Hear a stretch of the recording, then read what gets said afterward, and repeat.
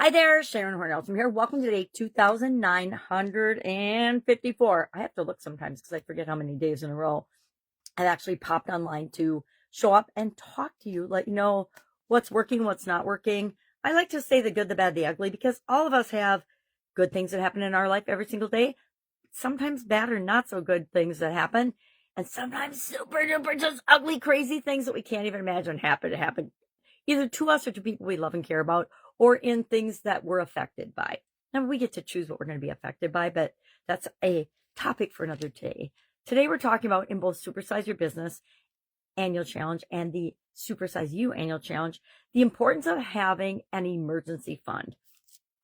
A separate fund that you fund, of course, that has enough money in it to cover you personally or your business's operating expenses for 6 months, at least 6 months. I think with the pandemic, we moved ours up to a year. So we would have at least a year in our business emergency funds to run our operating expenses. And that gives us time to pivot, a word that came out of the pandemic. I mean, it's been a word forever, but it's been so overused since the pandemic.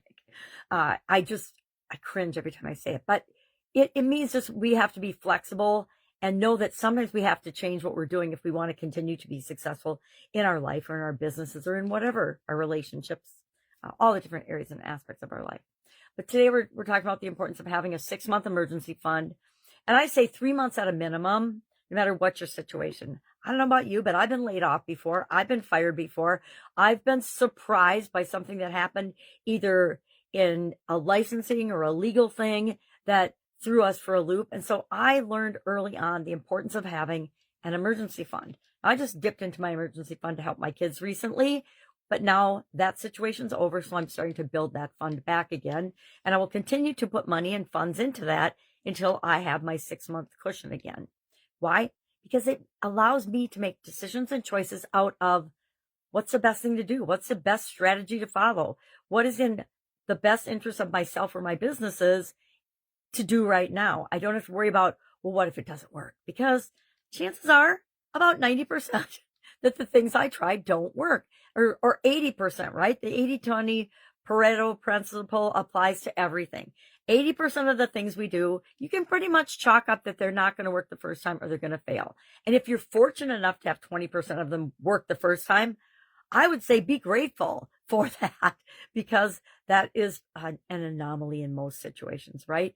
We don't do things right the first time. We don't walk the first time we try to walk. We don't, we certainly don't run the first time we decide to stand up and walk as babies. So why would we expect anything else in our life to be different? It might take us hundreds or thousands or tens of thousands of iterations to figure out whatever it is that we're trying to figure out or do.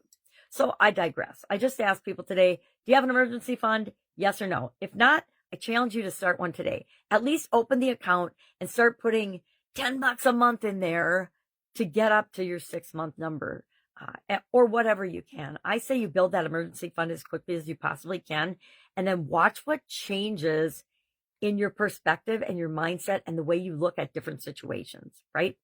And the way you'll make choices and decisions from then on. It makes a huge difference. Working on my school community.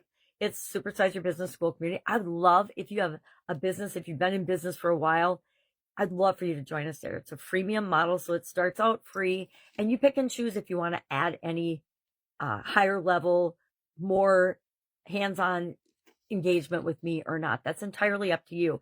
The free value in that is 5 decades worth of business experience in dozens of different industries, dozens of different businesses. As an owner or as a consultant to those businesses, I owned at least 27 different businesses in my career, which has spanned 5 decades. Started my first one when I was 13. So it's just kind of inherent in who I am. And I can't not help business owners. It's funny, but I just can't not do it. That's a double negative. Why would I say I can't not? I have to help other business owners and people to create the businesses and the life that they want. I have to do it. Otherwise, I wouldn't be showing up every day still, right? I'd be long since retired, sipping pina coladas. Nope, sipping strawberry daiquiris on a beach somewhere. And then I'd have more wrinkles than I do. So that just doesn't seem like a good option. All right. If I can help you anyway, hit me up and ask. Otherwise, have an absolutely amazing day. I've got 2 sick granddaughters I'm looking after today, so it's going to be fun. I'm hoping they sleep in a little while this morning. If I can help you, ask. Otherwise, I'll, of course, be with you tomorrow.